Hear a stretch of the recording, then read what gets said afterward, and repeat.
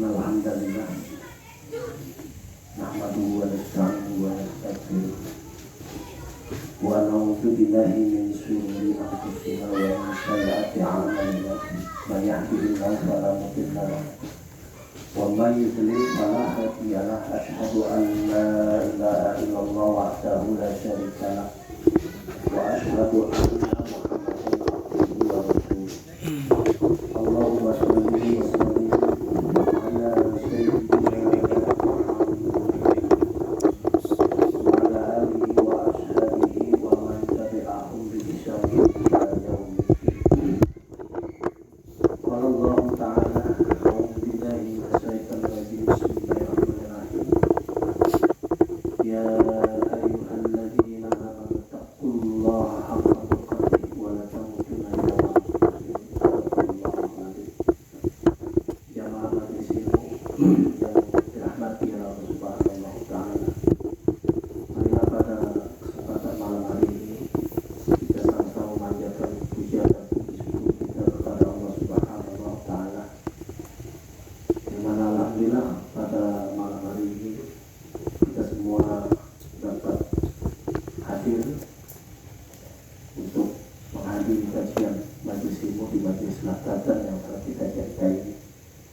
mudah-mudahan kehadiran kita di majelis ilmu ini mendapatkan ridha dari Allah Subhanahu wa taala. Amin. Salam dan salam tanpa pula kita aturkan kepada suri teladan kita contoh kita Nabi Muhammad sallallahu alaihi wasallam beserta para keluarganya, para sahabat dan juga para pengikutnya yang tetap istiqomah hingga yaumil qiyamah. Insyaallah malam hari ini kita menindaklanjuti kajian kita Bulughul Maram, yaitu bab tentang sholat jamaah imamah. Terakhir di nomor hadis 438 yang berhubungan tentang seorang perempuan tidak boleh dia menjadi imam benar semoga orang-orang Arab tentang seorang perempuan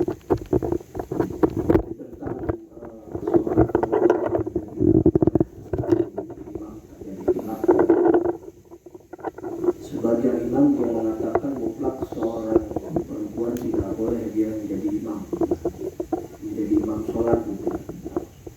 Tapi Imam Syafi'i sama Imam Ahmad dia mengatakan seorang perempuan boleh menjadi imam sholat bagi kaum bagi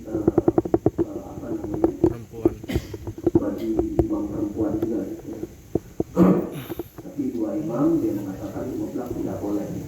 Tapi ada sebagian imam yang mengatakan boleh dia menjadi imam ya. Tapi hanya berhubungan dengan sholat sunnah, ada yang mengatakan itu tidak. Tapi Imam Syafi'i dia mengatakan boleh ya, seorang perempuan menjadi imam bagi kaumnya.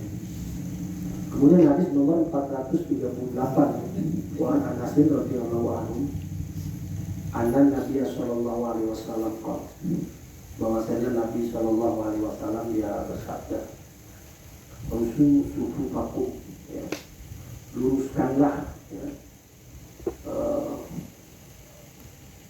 sok-sok kalian waqaribu bainaha, lalu dekatkanlah ya, di antara kalian wahadu bil a'nati, sejajarkanlah pundak tengkuk kalian. Nanti dalam satu riwayat pundak gitu, nanti kita praktekin itu. Rawahu Abu Daud, hadis ini diriwayatkan oleh Imam Abu Daud wan Nasa'i dan Imam An-Nasa'i.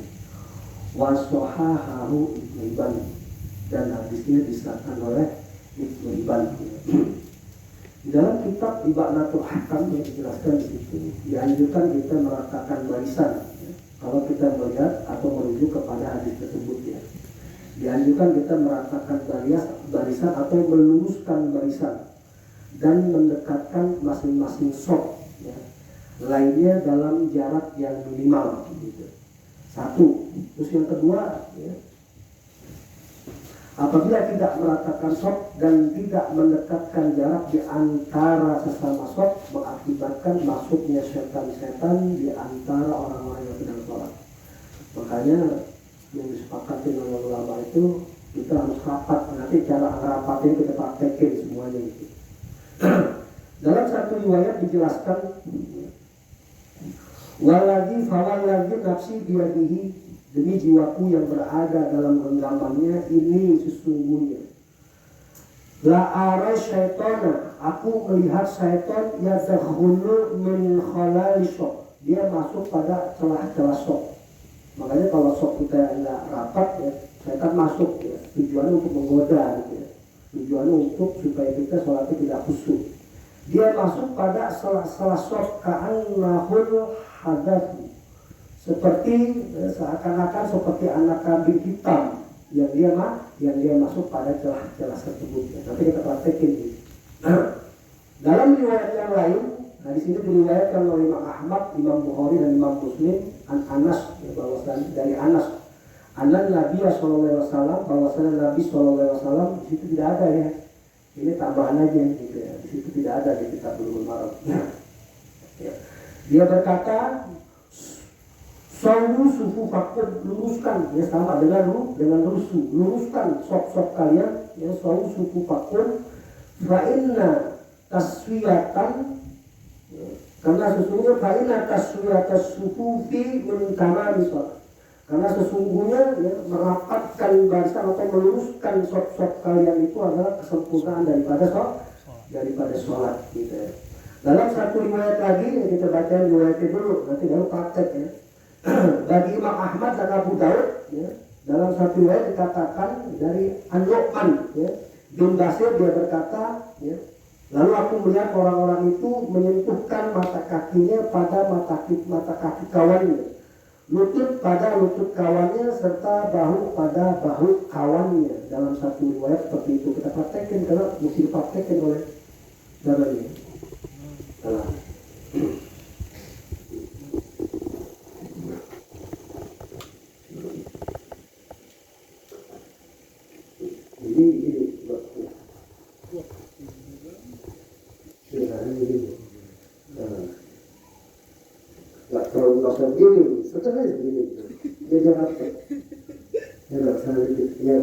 Ini mata kaki sama mata kaki bersentuhan dalam satu riwayat begitu.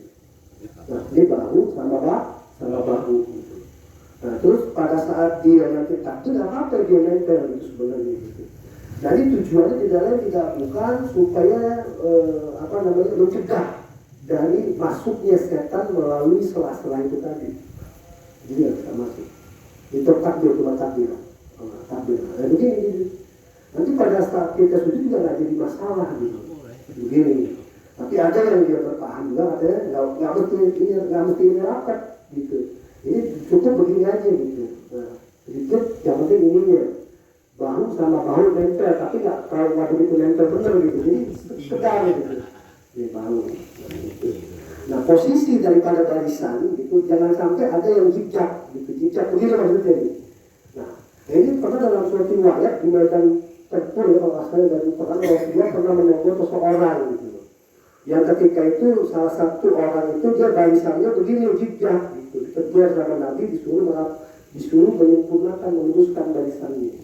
Jadi kesempurnaan meluruskan barisan ini adalah merupakan satu ketentuan gitu. Ya, kesempurnaan kita di dalam melakukan sholat berjemaah. Jadi mesti lurus. Makanya kalau ada garis kayak gini, garis ini ya, jangan diinjak ininya gitu.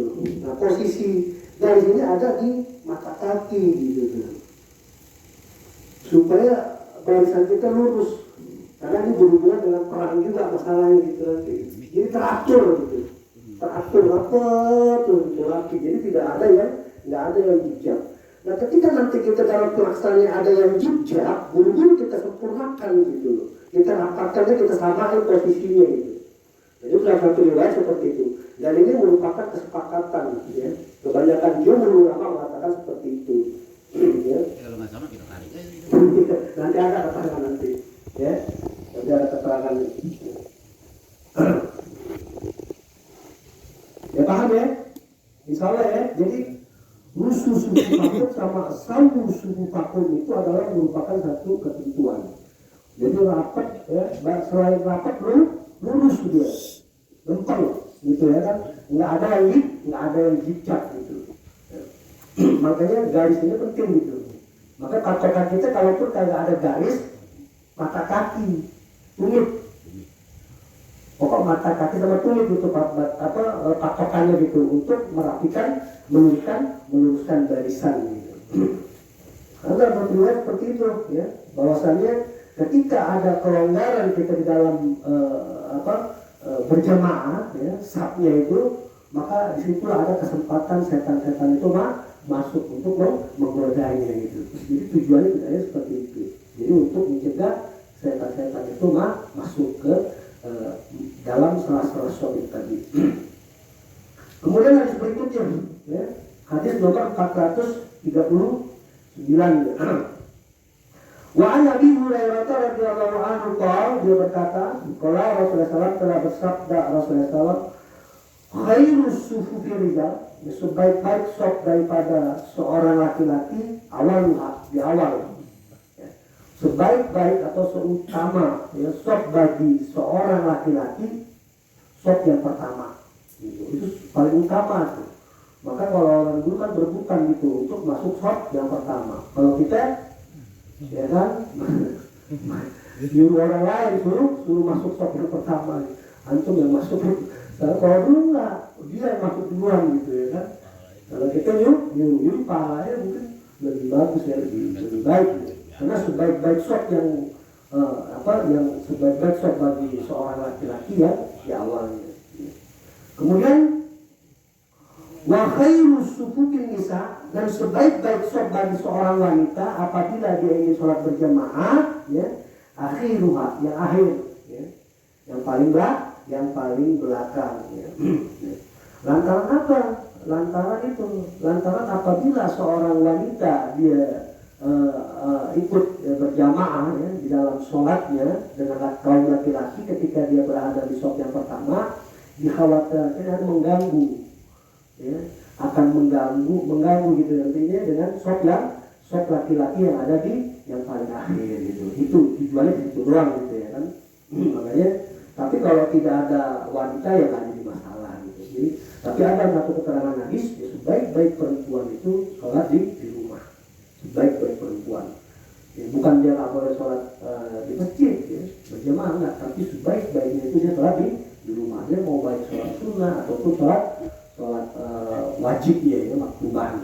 Tapi kalau buat laki-laki dianjurkan, karena sunnahnya muakkadah ya, bukan wajib, sunnah muakkadah, dianjurkan dia sholat berjamaah ya, di masjid ya.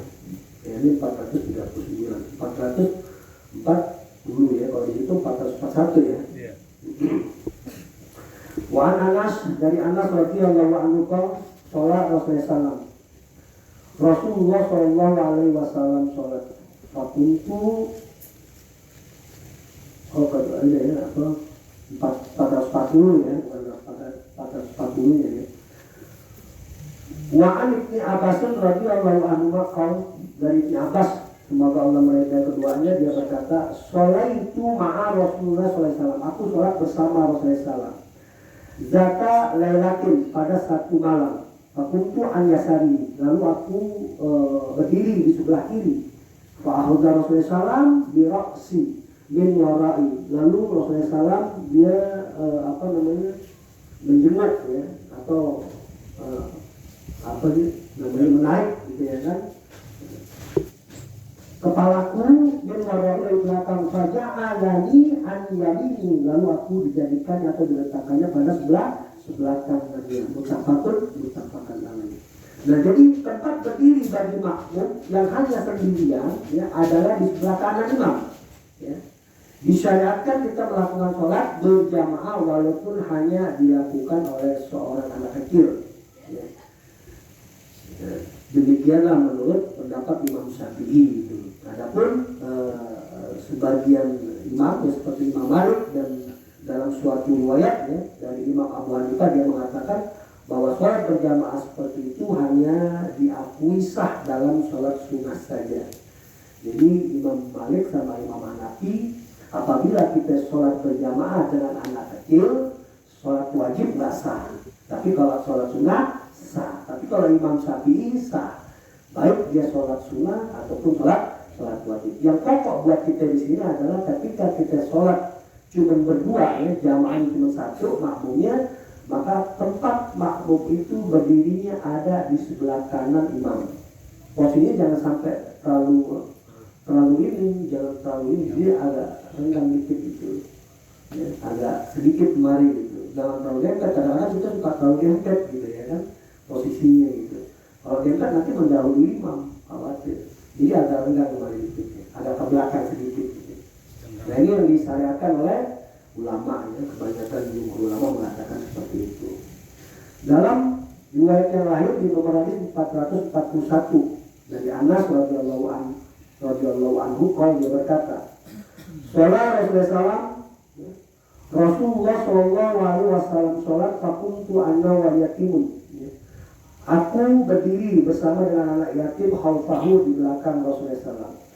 Wa Ummu Sulaim khalfana. Sedang Ummu Sulaim dia berdiri di belakang kami. Nah di sini menerangkan tentang tata cara sholat berjamaah yang ada kaum wanitanya. Jadi posisinya imam pertama, ya, kedua makmum di sini, ketiganya baru wanita. Dia berada di belakang. Kalau bisa ada tray, ya, pembatas, kasih pembatas supaya wanita itu apabila sholat tidak terlihat. Ya. Kayak kita sholat tarawih ini tutup nih. Ya. Kalau wanita kan di sebelah sana tutup. Kalau dia berada di belakang kasih pembatas gitu ya. Karena supaya nanti kena hadis yang tadi itu ya. Dikhawatirkan nanti saling kelihatan ini yang dikhawatirkan yang tidak boleh seperti itu. Jadi itu ya. Kemudian 442 kita habis ini bab sholat jamaah ini.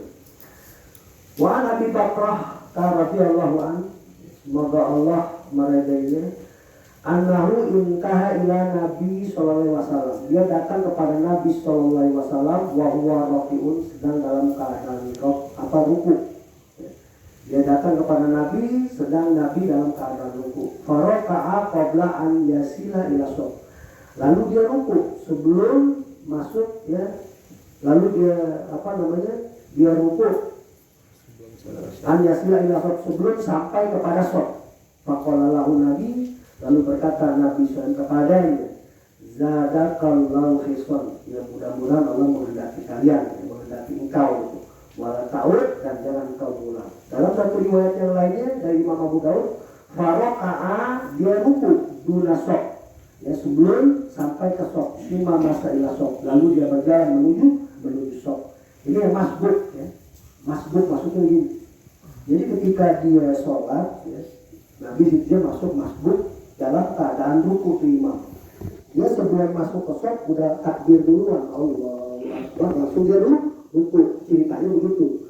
Kemudian dalam keadaan ruku dia berjalan begini. Itu maksudnya. Paham? Tapi karena itu kan belum paham, maka turun hati. Kata Nabi, mudah-mudahan Allah menghendaki. Tapi kata Nabi jangan diulang kan seperti itu. Nah nanti kita sebut nanti dijelasin batasan daripada rakaat itu ya. Nah diterangkan dalam kitab Ibanatul Ahkam, barang siapa yang menjumpai imam sedang ruku, janganlah ia memasuki sholat sebelum sampai pada shaf. Gitu. Jadi dalam takbiratul ihram dulu. Gitu. Jadi dia masuk ketika dia imam dari keadaan ruku, dia mesti masuk dulu ke shaf itu. Tuh. Masuk ke shaf, dia takbir. Jadi kebanyakan orang nggak takbir dulu. Dia masuk langsung ruku, nggak sah sholatnya. Nggak sah sholatnya ketika dia langsung ruku, nggak sah sholatnya. Takbiratul ihram dulu sebagai satu masuknya sholat. Allahu Akbar, baru dia ruku gitu. Gitu. Kalau ini kan kagak kebanyakan orang. Ketika imam ruku, dia masuk langsung ruku gitu. Nggak takbir dulu, nggak takbiratul ihram dulu, nggak sah sholatnya. Karena awal daripada sholat apa? Takbiratul ihram.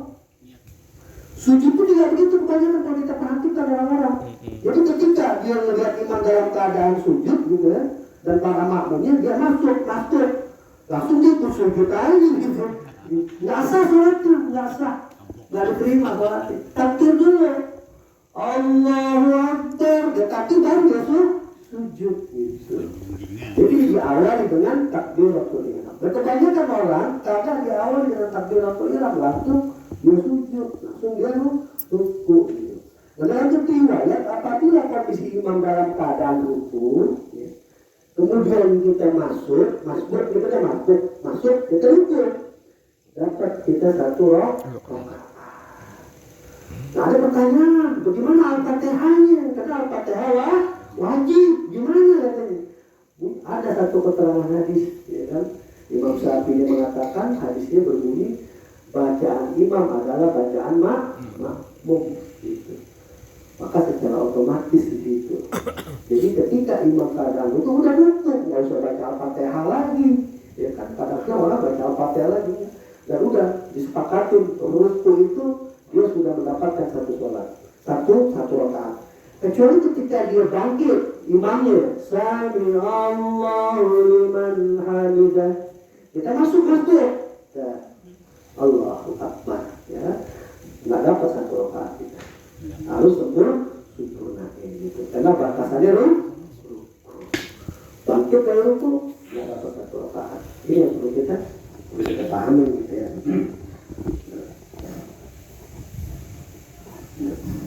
Nah ini ruku itu batasannya ya seperti itu ya. Kemudian masjid ya, salah satu syarat ya sahnya itu apabila dia masuk ke dalam shop, kemudian dia takbir. Terjadi ulap ya. Dia boleh takbir nanti satu langkah ya. Ada yang mengatakan begitu, tapi lebih utama adalah ketika dia masuk dalam satu stopannya, satu barisan ya. Kemudian dari berikutnya 443 ya. Sama hadis 444. Wa'an Wabishah ya, Ibni Ma'badin radhiyallahu anhu, semoga Allah meridainya, anna Rasulullah, bahwasannya Rasulullah Shallallahu Alaihi Wasallam ro'a rajulan, ya, dia melihat seseorang yusalli khalfas shaf wahdahu, sholat dia di belakang shaf sendirian. Jadi dia di belakang shaf, nggak ada shaf lagi, cuma sendirian. Fa'amarahu an yu'idas sholah, lalu beliau Nabi menyuruh kepadanya untuk mengulang sholatnya. Jadi dalam satu riwayat ya, dia melihat seseorang sholat di belakang shaf gitu ya kan. Ya, Nabi kan Jibril ngasih tahu mungkin wallahu alam gitu ya kan. Nah, sholat di belakang shaf ya, dan Nabi memerintahkan supaya mengulang sholatnya karena dia tidak punya barisan sendirian dia shafnya sendiri. Nah, nanti ada tata caranya di sini penjelasan ini. Dalam riwayat yang lainnya walau antal ibni Ali radhiyallahu anhu, semoga Allah meridai, Allah sholata li munfaridin khalfas shaf. Tidak ada ya sholat bagi seorang yang sendirian yang dia sholatnya di belakang shaf, sendirian di belakang shaf. Jadi tidak ada sholat buat itu. Ada malah tidak sah gitu. Tapi ini hadis lemah. Di dalam kitab Ibnu Qudamah menjelaskan kelemahan hadis itu. Wazat Tabrani fi hadis Wabishah ya ala katawilah. Dakhol tamahun ya, atau engkau masuk kepada mereka, kesok mereka itu au ijtarar tarajulan, atau engkau menarik seorang. Jadi kalau kita sholat sendirian, ya sholat ketika tidak ada orang-orang ya, barisannya udah pada penuh semua, samping kiri penuh, kita sendirian gitu. Dalam satu riwayat ya, kita disuruh menarik, lihat hadis ini kita disuruh menarik seseorang. Dalam satu keterangan yang lainnya kita disuruh menunggu, atau kita menunggu teman ya, atau seseorang yang bisa kita barengin ya, atau menjadikan satu barisan dengan kita. Nah di sini diterangkan jumhur ulama dia mengatakan orang yang sholat sendirian di belakang shaf tidak bakal sholatnya sah. Ya. Walaupun ada hadis mengatakan di sini tidak ada sholat, tidak sah sholat. Nah hadisnya lemah. Hadis lemah itu tidak bisa dijadikan hujah. Kalaupun bisa diambil, bisa dipakai itu hadis setinggi-tingginya, kata-kata umpamanya dia bentuknya larangannya bukan larangan haram, makruh, ya kan? Kalau misalnya tidak sah, bukan tidak sah gitu ya kan? Kemudian kalau ada kata-kata wajib, nggak sampai ke wajib, tingkatkan kedudukan hukumnya kalau hadisnya lemah. Nah ini hadis lemah, maka tidak bisa dia masuk kepada tidak sahnya sholat. Karena ada hadis lain yang menerangkan bahwa orang yang sholat sendirian di belakang sholat itu sah. Makanya jumhur ulama dia mengatakan orang yang sholat sendirian di belakang sholat tidak batal, ya, melainkan makruh hukumnya. Jadi kata-kata la sholata li munfaridin al-fato itu hukumnya makruh kalau kita sholat sendirian di belakang sholat gitu. Nah tentang mengulang sholatnya, jumhur ulama tentang mengulang sholatnya orang yang sholat sendirian di belakang imam, jumhur ulama dia mengatakan sunat hukumnya. Jadi Nabi kan bilang gitu ya, apabila engkau sholat sendirian maka engkau ulang sholatnya. Nah kata-kata ulangnya itu sunat hukumnya, bukan wajib gitu, karena tidak menggugurkan sholatnya. Karena ada dalam satu riwayat dua orang sahabat yang dia sholat subuh ya, di rumahnya berdua. Kemudian Nabi memerintahkan sholat berjemaah. Ya. Adapun sholat berjamaahnya sunnah, tidak menggugurkan sholatnya dia di rumah, dia sendirian gitu. Itu kan satu riwayat yang mengatakan seperti itu. Apalagi ini di belakang sok gitu ya kan. Jadi tetap ya, kata-kata mengulang di hadis tersebut, jumhur ulama dia mengatakan adalah hukumnya sunnah. Kemudian tentang seseorang yang berada di belakang sholat sendirian, ya, sebagian besar kalangan mazhab Syafi'i dia mengatakan bahwa seseorang boleh menarik orang lain sesuai dengan teks hadis tadi ya, dari sholat ya, sesudah melakukan takbiratul ihram. Jadi menariknya itu sesudah melakukan takbiratul ihram. Dan orang yang ditarik itu disunatkan menyetujui keinginannya. Jadi ketika kita sholat sendirian di belakang sholat ada orang tarik aja di belakang. Menurut Imam Syafi'i orang yang ditarik itu dia harus menyetujui itu, karena hukumnya sunat buat dia gitu. Maksudnya jadi tambah pahala gitu tertarik. Jadi itu kata Imam Syafi'i diperbolehkan berdasarkan hadis ini tadi gitu ya kan, apabila kita sholat sendirian gitu, di belakang imam. Adapun Imam Malik dia mengatakan barang siapa sholat di belakang sholat sendirian maka sholatnya sempurna dan mencukupinya, sehingga ia tidak boleh menarik orang lain dan orang yang berada di sholat tidak boleh menuruti kemauannya. Menurut Imam Malik. Kalau Imam Malik beda ya. Jadi ketika dia sholat di belakang sholat sendirian, kata Imam Malik sah, sempurna sholatnya. Dan tidak perlu dia narik-narik orang gitu, ya kan? Dan apabila ada orang yang ditarik, kata Imam Malik jangan disetujui katanya. Imam Malik. Tapi kalau kata Imam Syafi'i, setujui, karena hukumnya sunnah berdasarkan teks hadis tadi gitu. Jadi hilafnya begitu aja gitu. Jadi pada dasarnya mah orang yang sholat di belakang sholat hukumnya sah, nggak batal gitu. Sah, nggak usah dia mengulang. Adapun kalau dia mengulang, jumhur ulama mengatakan sunnah. Sholat yang kedua ini sunnah. Nah kemudian Imam Abu Hanifah dia mengatakan ya, apabila seseorang tidak menemukan tempat yang kosong dalam sholat, hendaknya ia menunggu sampai ada orang lain datang untuk membuat sholat lain dengannya. Jika ia tidak menemukan seseorang pun hingga imam hendak ruku, hendaklah ia menarik seseorang dari sholat setelah melakukan takbiratul ihram. Beda lagi kalau Imam Hanafi, nunggu dulu kalau udah kagak ada sama sekali baru gitu ya. Nah, kemudian orang itu berdiri di sampingnya agar ia tidak melakukan hal yang dilarang, yaitu sholat sendirian di belakang sholat. Jadi pada dasarnya semua menyetujui gitu. Ketika dia sholat sendirian, tarik seseorang supaya dia berada di sampingnya, supaya dalam satu dia mempraktekkan hadis supaya tidak dia sholat bersendirian di belakang sholat. Karena menurut Imam Hanafi itu termasuk hal yang terlarang gitu. Tapi pada dasarnya sah kalaupun dia sholat sendirian. Tapi kalau Imam Hanafi tadi nunggu dulu sampai ini, nunggu dulu. Walaupun Imam lagi baca dia nunggu dulu, nunggu orang. Udah nggak ada, Imam mau ruku, nah buru-buru tarik gitu. Kemudian dia sholat. Karena ketika dia ruku gitu, itu dia sudah mendapatkan 1 rakaat dan sholatnya gitu. Ya, paham ya? Jadi kita nggak tanggung lagi nanti gitu ya. Pokok batasan makmum itu adalah ruku dia mendapatkan satu rakaat. Hadis berikutnya ya, hadis nomor 445 ya. Wa Nabi Hurairah radhiyallahu anhu qala Nabi sallallahu alaihi wasallam, bersabda Nabi sallallahu alaihi wasallam, "Idza sami'tum al-iqamah." Apabila engkau mendengar iqamah, famsu ila shalah, maka berjalanlah engkau untuk melaksanakan sholat. Wa alaikimus sakinah, dan berjalan engkau dalam menuju sholat dalam keadaan tenang. Sakinah itu tenang. Kemudian wal waqaru, nggak terburu-buru, kan santai gitu. Terus di sini jangan wala tusriu, jangan cepat-cepat katanya.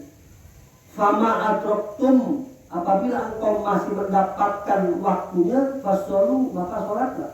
Wa ma fatakum, apabila engkau tidak tertinggal ya, mau 1 rakaat atau 2 rakaat, fa'atimu, maka sempurnakanlah gitu ya.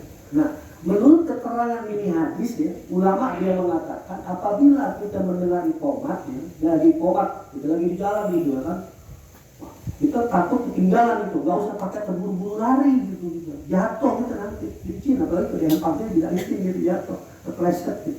Jadi kata Nabi, jangan terburu, santai. Kalau lu masih dapat waktu ya, masih dapat waktunya ya sholat sempurna.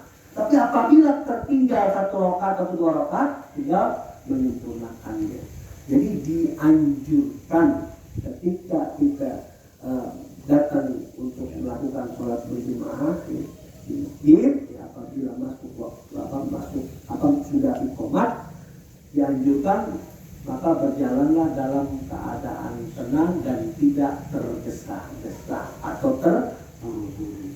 Nah, ulama menjelaskan di situ, dikhawatirkan ketika tidak terburu-buru lari, khawatir tertinggal sholatnya gitu ya, atau kurang gitu berapa rakaatnya, dikhawatir ketika kita masuk shop maka keadaan kita tidak konsentrasi, ngos-ngosan sholatnya di Allah, wah, buru-buru capek, dikhawatir ini nyantai, jangan terburu-buru gitu.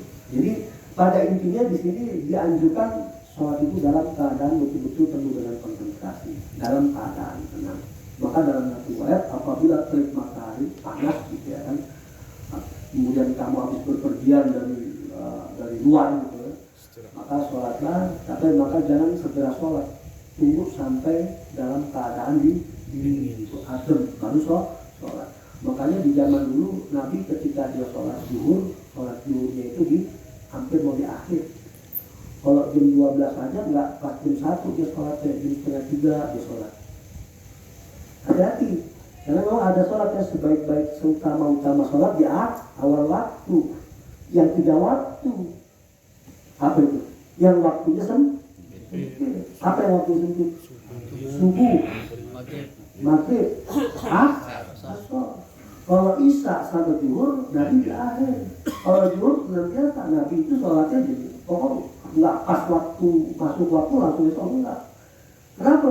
Dalam satu riwayat Nabi menghilangkan supaya keadaan betul-betul adem dulu.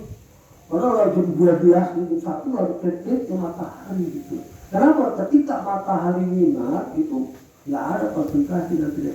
Makanya dia sholatnya jam setengah 3 gitu. Begitupun juga di waktu bukan waktu asar, isya.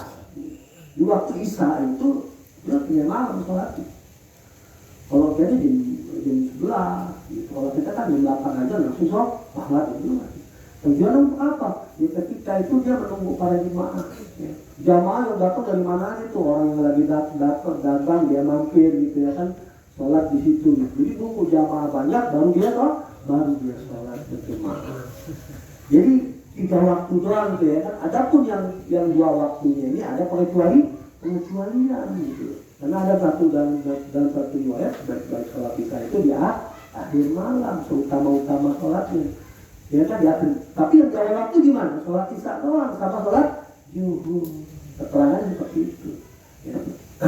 Makanya hadis ini menerangkan ya, apabila masuk iqamah karena yang diutamakan adalah kekhusyuan kita di dalam sholat ya. Begitu juga nanti sholat ya, barisan itu harus rata ya. Ini lagi nih hadisnya ya. Kemudian hadis berikutnya, wa an Ubay bin Ka'b radhiyallahu ta'ala anhu qala Rasulullah telah bersabda Rasulullah, sholatu rajul ya, ma'a rajul adda min sholati wadahu. Ya, sholat seseorang dengan seseorang itu lebih utama daripada dia sholat sendirian. Wa sholatahu ya ma'a rajulain adda min sholatihi ma'a rajul. Dan sholat seseorang itu ya dengan dua orang itu lebih baik daripada orang yang sholat sendirian gitu. Kemudian wa makana aksara fa huwa ahabu ilallah azza wa jalla. Lebih banyak lebih bagus. Jadi Allah lebih suka orang yang sholat berjamaah itu banyak gitu. Dua itu semakin banyak semakin banyak. Allah lebih suka. Pahalanya juga berbeda. 70 derajat tetap ya nggak berubah. Ya, kalau dia sholat di masjid 70 derajat nggak berubah. Dia mau sholat berdua ya 70 derajat. Dia mau sholat bertiga ya 70 derajat nggak berubah. Tapi jamaahnya ini tadi ya, lebih banyak lebih bagus. Pahalanya lebih banyak gitu ya kan. Nah itu gambarannya seperti itu. Kemudian hadis 447 ya. Habisnya udah nih bab jamaah. Besok kita sholat safar. Bagi yang belum paham juga tentang safar ya. Wa an Ummi Waraqah radhiyallahu anha anna Nabi sallallahu alaihi wasallam bahwasanya Nabi sallallahu alaihi wasallam memerintahkan anta umma ahla dariha untuk menjadi imam bagi keluarganya ya wa Abu Daud wa Ibnu Huzaimah ya.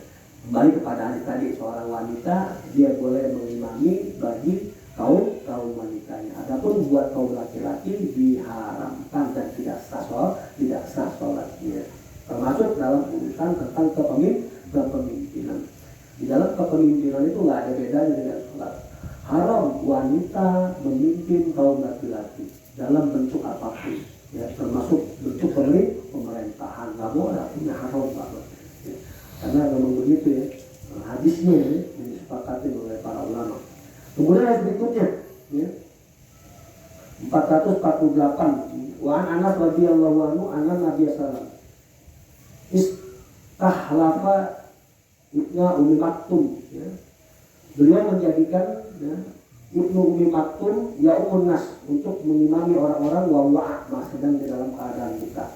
Hadis 447 sama ya. Ini tentang seorang buta dia menjadi imam Syafi'i membolehkan ya. Seorang buta dia menjadi imam. Yang penting dia hafal ya, kan? Hafalannya kuat ya. Kemudian yang berikutnya dua hadis ya. Terakhir wa ali Umar radhiyallahu anhu qala Rasulullah sallu ala man qala la ilaha illallah. Salatilah oleh kalian orang yang meninggal dunia yang dia mengucapkan kalimat tauhid la ilaha illallah. Jadi kalau ada orang yang sudah mengucapkan kalimat tauhid la ilaha illallah itu wajib buat umat Islam menyolatkannya gitu. Nggak boleh nggak disolatin. Mau dia ahli maksiat ya wajib disolatin. Dia ahli maksiat kita tahu nih, wajib kita sholatin dia.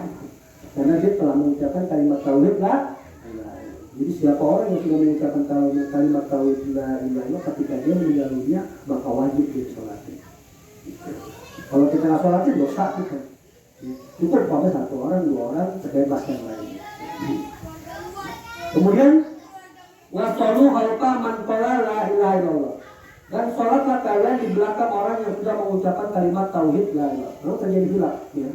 Ada yang mengatakan nggak boleh kita sholat di belakang orang nggak boleh kita menjadi makmum ya, yang imamnya itu orang ahli maksiat. Tapi Imam Syafi'i membolehkan, sah katanya sholatnya. Dia ahli maksiat jadi imam gitu. Nah, kita jadi makmum ya sah sholatnya nggak jadi masalah. Ya. Dalilnya ini ya kan banyak nanti dalil-dalil pendukungnya. Gitu.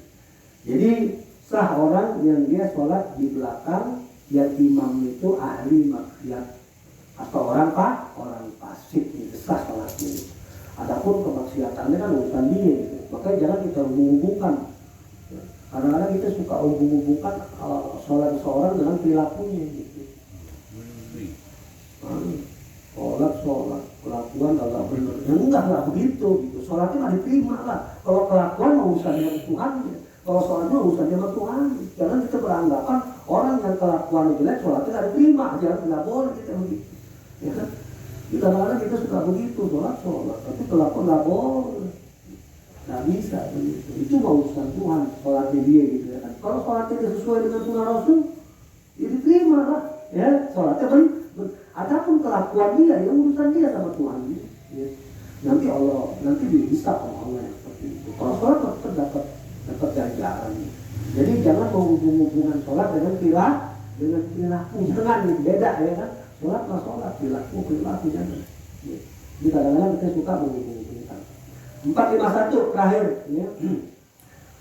Wa Ali ibn Abi Thalib radhiyallahu taala anhu qala, dia berkata qala Rasulullah sallallahu idza ata ahadukum shalah, ya, apabila engkau salah seorang di antara kalian datang menuju salat wal imamu ala halin, sedang imam dalam satu keadaan, fal yasna kama yasnaul imam, maka hendaklah engkau berbuat ya, seperti apa yang imam perbuat gitu. Maksudnya keadaan imam gitu. Jadi ketika imam keadaan ruku, ya kita sholat dalam keadaan ruku.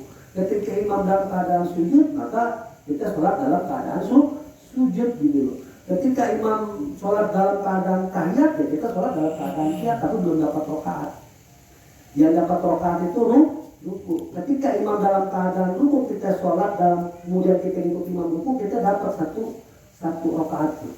Nggak usah kita sempurnakan, kita dapat satu rakaat. Tapi ketika dia bangkit dari rukunya, kemudian kita masbuk, ya, berarti berdiri tidak. Rakaatnya kita nggak dapat. Kita belum dapat rakaat gitu ya. Harus kita sempurnakan gitu. Jadi ketika kita ingin jadi masbuk ya, melakukan sholat berjamaah, maka hendaklah kita sholat mengikuti keadaan imam. Dengan satu catatan, takbiratul ihram lebih dahulu, jadi takbiratul ihram dulu. Allahu Akbar. Imam ruku ya ruku. Imam sujud ya sujud. Adapun ketika kita masbuk, ya, kemudian imam lagi baca surah, namanya surat Nas atau surat Qul, ya, atau Sabis Marobikal A'la, ya, dia baca itu ya. Nah kita masbuk, Allahu Akbar, baru baca surat Al-Fatihah 3 ayat, ya, imam ruku. Jangan disempurnain bacaan Al-Fatihahnya. Ruku, kita ikuti di ruku begitu. Kenapa? 3 ayat saja sudah mencukupi. Sudah termasuk kita membaca Al-Fatihah. Imam Syafi'i mengatakan ruku. Walaupun kita nggak sempat baca Al-Fatihah, kenapa? Bacaan imam adalah bacaan makmum. Itu dijelaskannya seperti itu. Jadi nggak usah kita sempurnain gitu. Nanti kita kalau bablasan gitu, imam udah berdiri kita masih baca Al-Fatihah. Imam sujud kita baru ruku. Gitu. Itu yang dikhawatirkan akhirnya jadi jihad. Karena hadis imam maju ilal imam liyu'atama, dijadikan imam untuk diikuti. Apabila imam takbir, apabila imam ruku, nih imam ruku kita masih berdiri aja gitu ya kan. Nanti bagaimana? Imam berdiri tidak dong, kita ruku gitu kan gitu. Jadi yang disepakati atau yang dijelaskan oleh para ulama ya tadi, apabila 3 ayat kita sudah baca, imam ruku. Karena 3 ayat Al-Fatihah itu sudah termasuk bacaan, ya, sudah masuk kita baca. Kemudian apabila imam Syafi'i yang lagi, apabila imam kita belum sempat baca Al-Fatihah, kemudian imam ruku. Karena bacaan imam adalah bacaan makmum. Ada hadis yang mengatakan seperti itu. Cukup ya, habis nih. Ya. Hadisnya lemah, tapi banyak hadis-hadis yang menjelaskan, yang menguatkan ini ya. Nanti ada di dalam kitab-kitab hidup ya. Nanti besok insya Allah yang akan datang kita bahas bab sholat musafir dan orang sholat dalam keadaan sakit. Jadi banyak orang yang belum paham nanti ya tentang musafir. Ada yang bertanya silakan. Ya. Awal lagi lu. Kalau tidak salah, dulu nggak tahu saya buka apa. Batasannya itu yang benar sujud apa ruku? Kalau dulu kalau nggak salah baru menjelaskan kalau nggak salah sujud. Kalau nggak salah atau saya salah. Kalau batasan rakaat sujud, sujud, ya, itu batasan rakaat. Adapun buat masbuk, nah ini yang harus kita pahami. Buat masbuk, ya, batasannya ruku. ruku dapat dia 1 rakaat, dapat dia rakaatnya. Jadi batasan apabila dia udah masuk sujud dia nggak dapat rakaat. Walaupun dalil menerangkan 1 rakaat itu sujud batasannya. Tapi buat masbuk bukan sujudnya. Tapi kalau dia ruku, imam ruku dia masih dapat 1 rakaat. Tapi apabila dia bangkit dari ruku nggak dapat dia 1 rakaat. Paham maksudnya ya? Jadi mungkin salah ini kali ya, penjelasannya kurang detail gitu ya. Jadi batasan rakaat itu buat masbuk ya kan, batasan apabila dia mau mendapatkan 1 rakaat itu ruku. Jadi ruku itu batasannya. Jadi kalau dia ruku dia masih dapat 1 rakaat. Apabila dia bangkit dari ruku imamnya dia tidak dapat rakaat, maka dia sempurna. Tapi kalau misalnya datang nih imam dalam keadaan ruku tinggal itu udah nggak dapat masbuk. Dia harus sempurnain. Tapi kalau ruku dia masih dapat. Jadi ruku itu tadi dia ruku, kita ruku masih dapat 1 rakaat. Tapi dia bangkit dari ruku nggak dapat kita 1 rakaat. Bahkan Imam Ahmad mengatakan tidak sah sholatnya, tidak dapat dia sholat itu. Terus ini rakaat yang ketiga nih misalnya, rakaat ketiga kan berarti bacaan kan di sir ya. Sir. Terus ini kadang-kadang pada saat imam sudah selesai nih, kan kadang-kadang kita belum nih. Iya. Belum baca selesai, maksudnya belum baca Al-Fatihah, belum selesai lah gitu. Imam udah selesai nih. Kita harus ngikutin apa kita selesai kan? Ikutin. Walaupun di share ya. Walaupun di share gitu. Karena itu tadi ya kan secara keumuman bacaan imam, bacaan makmum jadi untuk wakili gitu. Walaupun dalam keadaan sholat sir. Lain hal ini kan kondisi, keadaan yang menyebabkan seperti itu tadi. Jadi gaya yang dipakai Imam Syafi'i tadi. Bacaan imam, bacaan makmum. Jadi apabila imam dalam keadaan ruku, maka ruku udah kita gitu. Jadi nggak usah kita baca sempurnakan bacaan Al-Fatihah karena udah dapat gitu ya kan. Paham? Ada lagi? Ya, jalan. Ini masalah sabda. Ya. Di depan itu masih kurang 1. Tapi belakang kan ada 2 udah. Ya. Depan ya. Tapi orang ketiga itu tetap ikut di belakang itu dia masih kosong. Iya. Ini pernah kejadian gitu ya. Dalam satu riwayat ya, apabila sop sudah penuh ini sop nih gini ya kan, kayak biasanya ya. Nah, kita masbuk nih. Ya, kita masbuk. Apabila di sini masih kosong, maka hendaklah kita masuk ke tempat yang kosong. Apabila ternyata kita bersendiri, ada orang bersendirian di belakang kita, maka hendaklah kita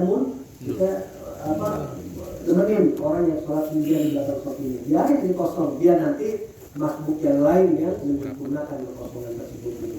Maka yang harus dikosongkan itu adalah posisi-posisi tinggi gitu. Jadi ya.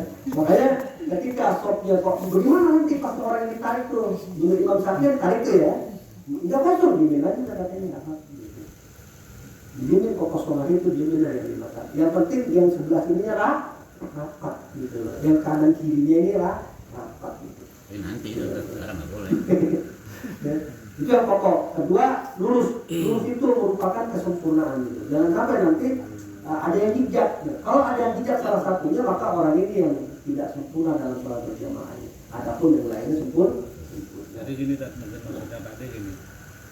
Pada saat nih udah mau penuh nih, nggak taunya belakang 1 nih, terus yang depan mundur 1, terus ini kosong nih. Terus ada orang 1 lagi nih, dia nggak masuk ke depan, tapi ikut di belakangnya gitu kan. Itu nggak jadi masalah. Nggak jadi masalah. Gitu. Itu maksudnya apa? Nah, jadi nggak jadi masalah ya. Dalam satu keterangan di sini dia nggak jadi masalah. Yang penting yang mesti dirapatin itu posisi yang di sininya gitu. Ada tuh pinggir, ini nggak jadi masalah gitu. Apa gitu? Jadi ini misalnya 4, nah di sini kosong, di sini kosong. Ini yang paling pokok di sini, yang paling pokok nih gitu. Adapun di sini dianjurkan apabila nanti masbuk masuk ya penuhin yang di sini gitu. Jangan sampai nanti di sini penuh, di sini ada yang kosong, ini yang tidak boleh gitu loh. Jadi ketika memang di sini masih penuh gitu, dia kayak masukin ke sini boleh, nggak boleh. Yang kagak boleh itu nanti ya, yang jadi masalah. Ketika di belakang full, di depan nggak full, itu yang kagak boleh gitu. Makanya masbuk ya, makmum masbuk harus paham juga keadaan itu gitu. Jadi nggak jadi masalah tuh. Yang pokoknya itu posisi kita di sini rapat. Ya, posisinya ya, di tengah-tengah ini terus rapat dan lurus. Adik cara rapatnya seperti itu. Ya, antara bahu dengan bahu. Lutut dengan lutut. Mata kaki dengan mata kaki. Jangan janggal gitu. Ini kan adiknya nggak apa-apa. Emang begitu. Sahabat sholatnya begitu. Ya, jadi diadu gitu antara mata juga dengan prakteknya bisa jelas. Ini mesti gitu. Nggak apa-apa gitu. Cuma karena sekarang kondisinya corona, ya kita agak jarak-jarak kita gitu ya kan. Karena diomelin kita nanti. Kalau pemerintah, nggak boleh, harus begini, jangan corona, keadaan darurat gitu. Jangan juga kita paksa-paksain, jangan, nggak boleh ini. Dia mau rapat, boleh silakan. Yang peka gitu ya, punya pemahaman seperti itu. Tapi jangan memaksakan orang yang nggak mau rapat gitu. Ini kondisi, nanti kena undang-undang nanti ya. Ya biarin, kalau dia mau nyerenggang, ya nggak jadi masalah juga, jadi paksa-paksain, buat rapat, jangan, ini kondisi.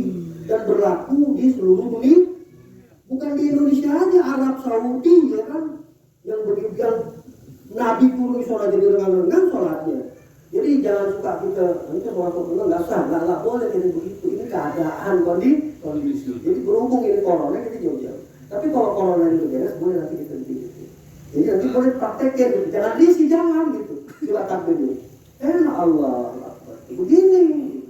Pada saat sujud juga sujud kan nggak terlalu ini gitu. Nah ini jadi diadu dia gitu. Ini sempurnanya so. Kemudian lurus. Patokannya mata kaki gitu. Bukan ini. Nih. Kalau ini ya susah. Kalau mau nyampe ini maksudnya kaki saya kecil panjang, jinjak nanti ini. Tuh ini mundur. Nah, mata kaki ini pas gitu. Walaupun kaki kita lebar atau panjang. Jadi patokannya mata kaki. Yang sering terjadi kan kalau soal pertama kan dia biasanya suka lebar kita. Biasanya kalau udah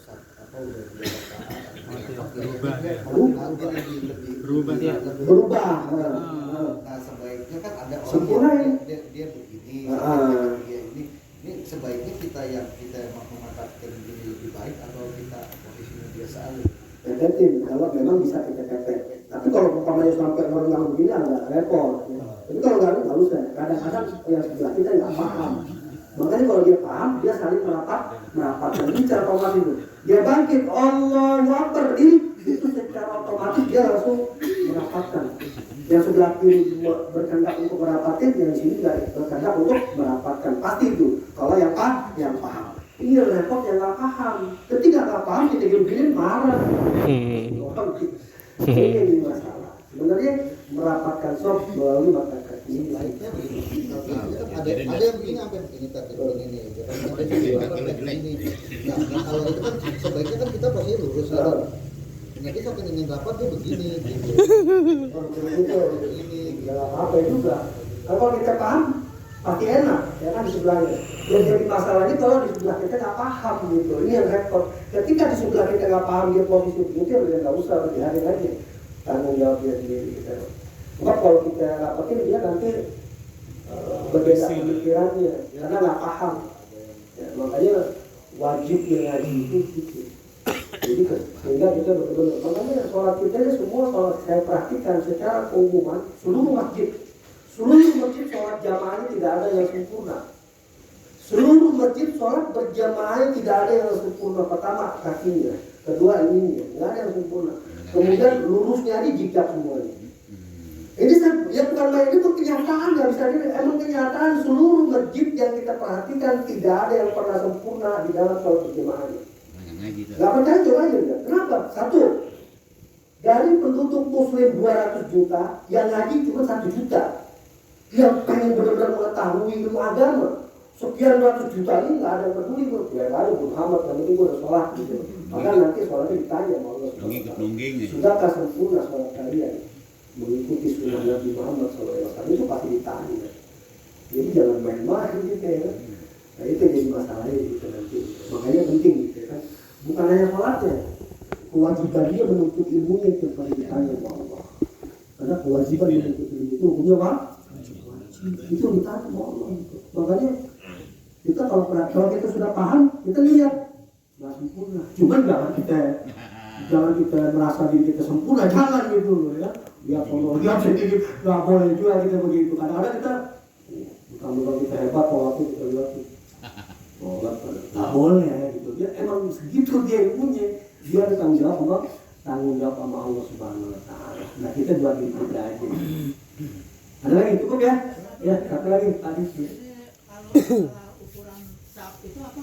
Bahu apa kaki yang untuk Kaki sama bahu. Kalau kakinya terlalu lebar begini bagaimana tak? Nah kalau makanya di dalam satu keterangan jangan terlalu juga merenggang, jangan juga terlalu merapat gini.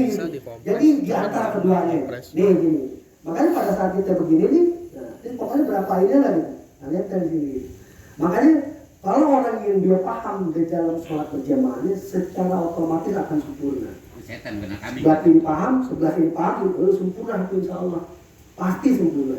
Ini yang jadi masalah, kanan kiri kita nggak ngerti tata cara yang berangkat kan, jadi kadang-kadang gitu udah pas begini dia maju ke depan gitu ya kan. Jadi kita mau sempurnain kita tegok gitu sampai salah. Nah ini yang jadi masalahnya. Jadi posisi di antara kan kedua, tidak terlalu melebar, juga tidak terlalu juga jangan memaksakan rendah. Ini orang nggak paham, orang main kita injak lagi, jangan, nggak usah jangan. Kita nggak paham. Kalau kita begitu jadi masalah nanti. Udah biarin, karena dia nggak ngerti. Ini sampai di situ. Ini pada paksa-paksain, jadi jangan memaksakan. Tetap posisi kita tadi tidak melebar, ya, juga tidak terlalu berat. Posisi kaki ya, ada tadi bilang. Kaki itu ukurannya. Oh bahu, bahu juga. Pakai lagi biar jelas. Nah jadi gini nih, nah ini pertama mata kaki. Nah ini mata kaki disuruh geser. Kemudian bahu di sini, ini bahu. Jadi kalau umpamanya di patokannya ini semua rata di sholat. Mau sampai kemana juga pasti dia lurus, nggak akan jejak.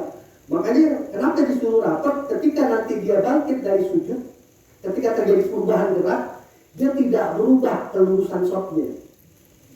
Kelurusan shotnya tidak berubah. Cuma kalau kita biar praktekin kita sholatnya nggak akan berubah kita. Yang bikin berubah ketika terjadi pergeseran. Ketika kita terjadi pergerakan sholatnya, perubahan sholatnya, bangkit dari sujud atau bangkit dari rukuk, kita bangkit dari sujud, udah pasti berubah kita sholatnya. Tapi kalau posisi seperti ini kemungkinan kecil berubah. Jadi nggak bakalan berubah, karena dia terlalu pasti nempel itu atau gitu. Dan ini ada yang paham. Pokoknya ini tahu. Kita bisa bener sih. Paham ya tadi ya? Jadi itu patok-patokannya. Nah, boleh kita praktekin di sini, tapi berhubung corona, ya kita jalan-jalan dulu. Lagi, habis lah. Ya, ini mudah-mudahan jangan terjadi Pak. Iya. Kalau misalnya jatuh gitu ya. Terus yang di belakang itu apa harus nolong dulu apa? Saya juga belum pernah dapat pikirannya. Cuman ketika imam posisi jatuh berarti kan batal. Dan ini akal saya ya, ada dua akal kemungkinan. Yang pertama, satu makmum dia menggantikan imam sholat, satu makmum atau dua makmum ngurus ya kan si imam yang tadi jatuh gitu. Itu lebih baiknya begitu. Jadi ini langsung spontanitas gitu ya kan, inisiatif gitu ya kan. Jadi masuk jadi pengganti imamnya. Yang dua ngebantu gitu ya kan. Jangan dibiarin, kesian nanti apa dia apa. Jadi pertolongan pertama lah kita ini gitu ya kan. Jadi kalau dia setrum kan bisa kita suntik di sini nih, jempol kakinya terus supaya jalan tetap gitu. Jadi itu jalan kita biar kalau umpamanya sampai 4 rakaat kan kelamaan, kita baru awal kelamaan di sini. Jadi dua orang dia langsung menangani, yang satu orangnya cukup menggantikan imam. Itu yang bagus seperti kondisinya. Ada lagi? Sab depannya sab. Sab bagian depan yang nolong. Iya, sab depan bukan sab belakang. Sab belakang susah ini. Gang di rumah. Ya kalau sab belakang ribet gitu. Ya cukup ya. Mudah-mudahan ini bermanfaat bagi kita. Insya Allah ini juga akan datang kita bahas tentang masalah sholat musafir dan orang-orang dalam keadaan sakit. Kurang lebihnya saya mohon maaf. Wabillahi taufiq wal hidayah. Assalamualaikum warahmatullahi wabarakatuh. Waalaikumsalam warahmatullahi wabarakatuh.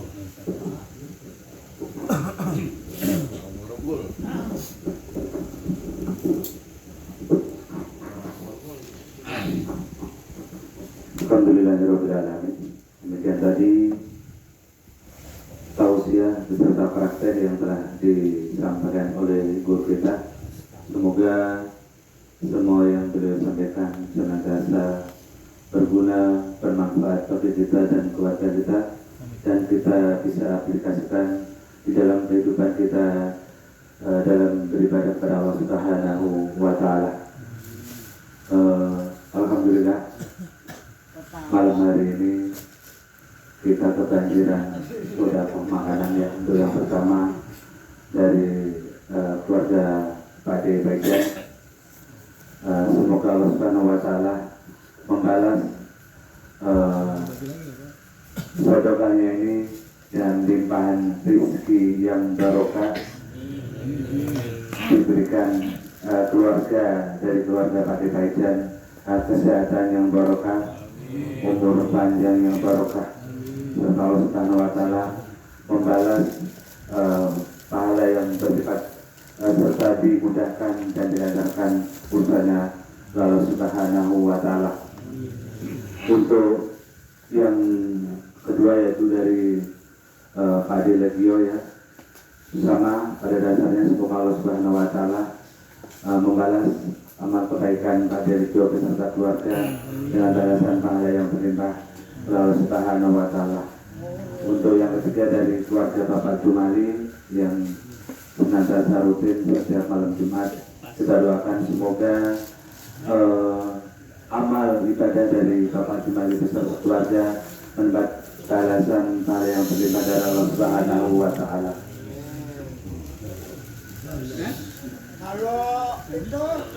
Marilah kita kirimkan suratul Fatihah untuk para pensedekah ini. Semoga semua doa kita dijabah dan dikabulkan oleh Allah Subhanahu wa Ta'ala. Ala hadiniya wa kulli niyatin sholihah Muhammadin sallallahu alaihi wasallam. Al-Fatihah. A'udzu billahi minasy syaithanir rajim. Bismillahirrahmanirrahim. Alhamdulillahi rabbil alamin. Ar-Rahmanir Rahim. Maliki yaumiddin. Iyyaka na'budu wa iyyaka nasta'in. Ihdinas siratal mustaqim. Siratal ladzina an'amta 'alaihim ghairil maghdubi 'alaihim waladdallin. Amin. Yang kedua, saya mohon keikhlasan dari para jemaah sekalian. Saya minta doanya untuk bapak saya yang ada di kampung yang saat ini informasinya sedang sakit. Saya minta doanya semoga Allah Subhanahu wa Ta'ala mengangkat penyakit yang diderita oleh bapak saya, segera diberikan kesembuhan dan kesehatan oleh Allah Subhanahu wa Ta'ala. Bapak saya diberikan keikhlasan, kekuatan dan kesabaran dalam menerima ujian dari Allah Subhanahu wa Ta'ala. Ala hadiniya wa kulinatin sholihah Muhammadin sallallahu alaihi wasallam. Al-Fatihah. A'udzu billahi minasy syaithanir rajim. Bismillahirrahmanirrahim. Alhamdulillahi rabbil alamin. Ar-Rahmanir Rahim. Maliki yaumiddin. Iyyaka na'budu wa iyyaka nasta'in. Ihdinas siratal mustaqim. Siratal ladzina an'amta 'alaihim ghairil maghdubi 'alaihim waladdallin. Amin. Astaghfirullahaladzim, astaghfirullahaladzim, astaghfirullahaladzim.